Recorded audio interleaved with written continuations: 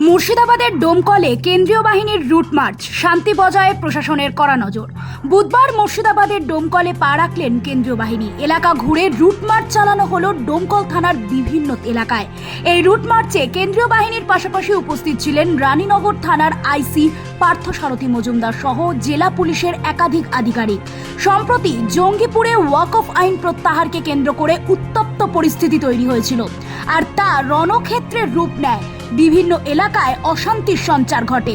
এই অশান্তি যাতে ডোমকল ব্লকে না ছড়ায় এবং আইন শৃঙ্খলা পরিস্থিতি স্বাভাবিক রাখা যায়, সেই লক্ষ্যেই এই রুট মার্চের উদ্যোগ বলে জানান পুলিশ প্রশাসন।